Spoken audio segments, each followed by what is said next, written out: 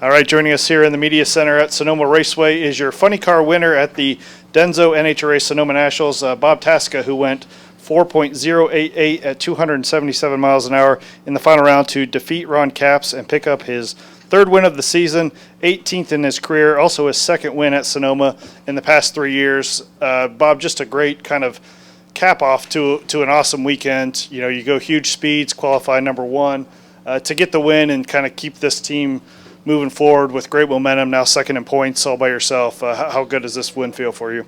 It's so hard to win these races, to go out there and do the job we did this weekend. It's really a testament to the effort put in by Todd Okahara, Aaron Brooks, and every guy on our team. They just give me an unbelievable race car. I mean, we pull it back, it runs 337. We push hard Friday night in a 15-mile-an-hour headwind, it runs 338. I mean, the car is just awesome. But I tell you, I was surprised in the finals. You know, I was transitioning to the finish line, and it was pulling great. And I didn't hear him, I didn't see him, and then it knocks the tire off, and oh my God, you have no idea how that feels sitting in the car. Like your heart falls to your stomach. And I rolled out, I rolled back in, and I swear to God, I looked out the side window. I drove that car like this the last, I think, 300 feet. I'm like, no, please, please.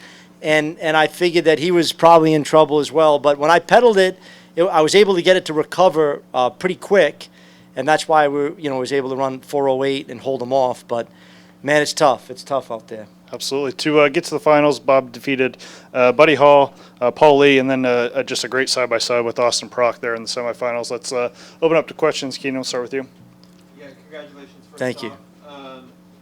Let's talk about before the final. You know, Ron had such a great day himself. Just kind of talk about, how are you able to kind of focus on yourself heading into that final? Yeah, well, Ron had a great weekend, so I'm sure he was looking at our notes, and we were looking at his notes. You know, we knew what he ran throughout qualifying, and today we knew what he knew what we ran. And we figured that if we ran what we ran in Q4, which was a run that we were really looking at, we could probably beat him. Like, we didn't think he could outrun us. But then he ran 86 this morning, so it was one of those things where I said to Todd, I said, listen, just set the car up to run as quick as you think you can run on that track. And if he outruns us, I'll be the first to go over and congratulate him. And that's kind of how we approached it. We just wanted to race the racetrack. Why it smoked the tires, I'm sure Aaron is probably pretty frustrated. He's probably already gone back to the trailer and figured out what happened. It shouldn't have smoked the tires. We weren't trying to do that. We weren't trying to run anything crazy out there. But maybe it was a little warmer than what we gave it credit for, and it felt good. It was locked up. I was right in the center of the groove, and it knocked the tires off. And obviously he had more problems than I did, but he could have knocked us off pretty easily there. Kev? Now that we're through some of the better races of the weather, do you kind of put the 340 talk aside for at least until the fall? Yeah, I think it's going to be pretty hard. Like, again, it all depends on what Mother Nature. This car has already done it. So this is a semantic thing for us to do it in NHRA racing. We want to do it worse than anyone out here. But you have to have perfect conditions. The reason why no one does it all the time is because it isn't easy. Brainerd, it all depends on what the weather's going to be up there. I've been in Brainerd where I had to wear a jacket, and I've been in Brainerd where it was sweltering hot. I've been in Indy where you've had to wear, what people don't realize, this track is actually a 1 degree uphill. So it's like 13 feet, I think, difference between start line to finish line. As you get into the fall races, though, the conditions are going to just cater itself to the 340. And this car will run 340 this year. I made a commitment, I think, a few races back, so I don't want to let the fans down. But it all depends, Kevin, what the conditions are. Bill?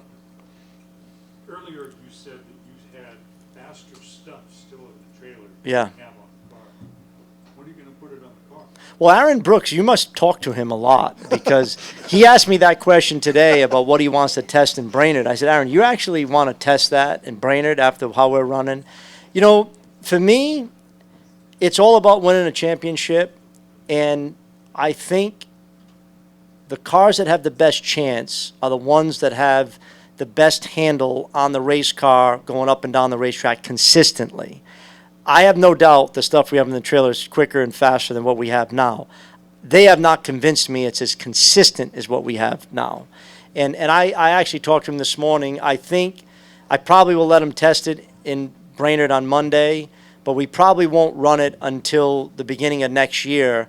And you have to literally sacrifice 3 or 4 races because we're chasing thousandths of a second, hundredths of a second. Let's understand this. We're all watching the Olympics now, and people get excited when someone wins by like 0.2 of a second.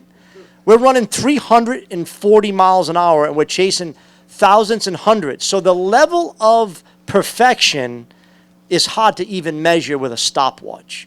And when you have to try to find that with a new combination, even though we know it's got more power, it takes time. And I gave him, I think, 4 races this year with it, and it was ungodly fast on certain conditions, but it wasn't as consistent. It will be there. Like, we will end up with that package on our car. I don't know if it'll be this year or into next year. But that's the evolution of our sport. We want to go quicker and faster because everyone out here is trying to go quicker and faster. But it just takes time. Like, one of the things that I think, I mean, Austin's an incredible driver. I take 0 away from Austin. But that car, the book of data that AAA car has with Jimmy Prock tuning it, do you know how many thousands, I'm not talking hundreds, how many thousands of runs they have? Thousands with the same setup? That's what we're competing against. That's why over the last 10 years that car has been the best car on the planet, right? And then you put a good driver in it next to Robert, it's still one of the best cars on the planet. We're literally 1.5 years into our book. Like, Todd and Aaron have been together racing for 1.5 years. They've never raced together before coming with me. So we're at a significant disadvantage. I mean, if anyone thinks that we're not the underdog, we are the underdog fighting the behemoth in the room, and that's John Force Racing. Joe? Bob, you talked a lot about the car, and this is the best car that you've ever had. But I'd like to talk about you, the driver. Kind of an interesting personality, you know, the dealerships, grandfather, icon, very Tony Starkish, right? Like boardrooms and race cars and all that. Wow, yeah, that's quite a comparison. All this stuff going on. Great face with drag racing. You're on the board at Ford, and you're out here running 340 miles an hour. It's amazing. But like, where are you, you know, in your driver arc? Have you peaked as a driver? Are you peaking as a driver? Are you the best driver you've ever been? Yeah, I think I am the best driver I've ever been, and I give the credit to the team and the crew. You know, you could take the best driver in the world and put them in an average car, and they're average at best. You can take an average driver, put them in a great car, they're great. And when you have a great car, as a driver, you want to live up to that expectation, not for the fans, not for your sponsors, for your team. The sacrifice that they put in and the effort that they put in, you just don't want to let them down. And a great car makes you better, and I think a great team chemistry. I have never had the chemistry that I have with Todd and Aaron. It's almost like we've done this together for a decade. We work incredibly well together. We communicate well together. And I think we feed off of one another, and it makes me better, Joe. But I will be getting on an airplane to go back to sell some more Fords because that's what I do during the week. Some drivers say, "Oh, what are you going to do? You're going to take off the week?" No, I'm going back to work. I got to go pay for this thing. Bob, one last thing. 2 years ago when you won here, I believe it was against John in the final or semifinal, I believe, final round. Yeah. And you mentioned him today. You mentioned him, 2 races ago in Norwalk when you get that win. Can you talk about just the relationship that you have with him and how important it is to kind of mention him when you get these wins and these pick up these special moments? Yeah, he's reason why I'm here. Wouldn't be here without him. He showed me the way at a young age. He was the guy that I always looked up to. Introduced me to my best friend today, Tony Pedregon. My brother sent me a picture today from when me, Tony, and John met many years ago.